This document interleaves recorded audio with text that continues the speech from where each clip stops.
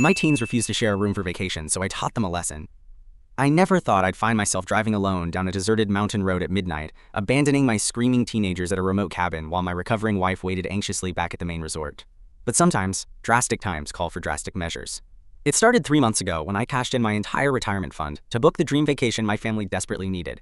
After my wife Sarah's cancer went into remission, we promised ourselves we'd celebrate properly. The exclusive mountain resort had everything: pristine lakes, hiking trails, 5-star dining. The catch? I could only afford one family suite with a shared bedroom for my 16-year-old twins, Mia and Mason. I would rather die than share a room with him, Mia had declared dramatically at dinner, slamming her fork down. Yeah? Well, I'd rather sleep in the car with a bear than listen to her FaceTime her stupid boyfriend all night, Mason shot back. Their fighting had escalated since their mother's illness. What began as occasional sibling rivalry had morphed into constant warfare.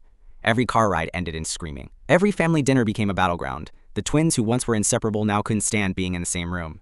It's just for 5 nights, I pleaded. The resort is already paid for and non-refundable. Their response? A detailed list of demands, including noise-canceling headphones, privacy curtains, and written contracts about bathroom schedules. Sarah squeezed my hand under the table. Maybe this vacation isn't the right timing, she whispered. Something inside me broke. After 2 years of hospitals, chemo appointments, and mounting medical bills, we needed this. The resort's concierge had mentioned their family reconnection program when I called about room upgrades. At the time, I dismissed it as overpriced therapy. Now, it seemed like our only hope. That night, after the twins stormed off to their separate corners of the house, Sarah and I sat on our bedroom floor looking through old family albums. Remember when they used to build forts together? She asked, tracing a finger over a photo of the twins at age 8, grinning from inside a blanket castle. They'd spend hours in there, I nodded. No fighting, just being kids. Sarah looked up at me, her eyes filled with resolve. Call the resort back. Ask about that program. A week later, we arrived at the resort. The twins were still arguing as we checked in. The concierge handed me not 1 but 3 room keys with a knowing smile. There's been a change of plans, I announced. Follow me. I led them not to the luxury family suite, but to a rustic cabin half a mile from the main resort. What is this place? Mia asked, horror spreading across her face as she took in the modest 2-room cabin with no Wi-Fi router in sight. Your new accommodations, I replied, dropping their bags.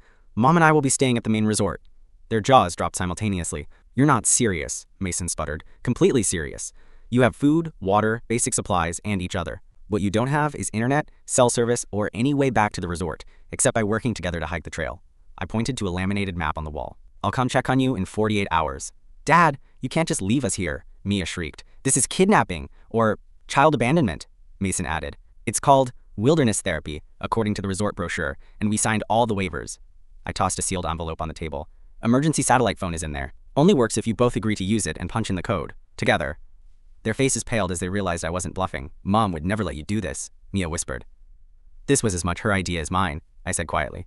She's waiting back at the main resort. After everything she's been through, don't you think she deserves a real family vacation? Not just more fighting? That landed exactly as intended. Both teens fell silent, guilt crossing their features. 2 days, I repeated. Figure it out. Back at the main lodge, Sarah was waiting anxiously. Did they lose their minds? She asked. Completely, I confirmed, collapsing onto the couch in our room. But they needed this. We all do. For the first time in years, Sarah and I enjoyed dinner without mediating arguments. We walked along the lake without stress. We slept uninterrupted by sibling warfare. But by the second day, Sarah's worry was palpable. What if they're still fighting? What if they hate us for this? She asked as we drove toward the cabin. Then we'll deal with it, I said, less confidently than I felt. But they're smart kids. They'll figure it out. When we arrived at the cabin, I approached cautiously, unsure what war zone awaited us. What we found instead stopped us in our tracks. The twins were sitting on the porch together, laughing. A half-finished card game lay between them. Mom! Dad! They called out when they spotted us. Inside, we discovered they'd rearranged the furniture to create a fort in the living room, reminiscent of the blanket castles they built as children. We figured out pretty quick we had to work together when the generator died the first night, Mason explained. And then we found the photo album you packed, Mia added softly, looking at her mother. The album, filled with pictures from before the cancer, before the fighting, had been Sarah's addition to their luggage. We remembered we used to be a team, Mason said, looking at his sister with something resembling respect. All of us. That evening at dinner in the main resort, I watched in amazement as my children actually spoke to each other civilly, even laughing at inside jokes from their wilderness adventure. Sarah's eyes filled with tears as Mason pulled out her chair for her, something he hadn't done since before her diagnosis. Ready to head back to the family suite? I asked after dessert. I managed to book one with separate rooms for you two for the remaining 3 days. The twins exchanged glances. Actually, Mia said, we were thinking we might just stick together in the cabin, Mason finished. If that's okay with you guys. Sarah looked at me, a genuine smile spreading across her face, the kind I hadn't seen since before her diagnosis.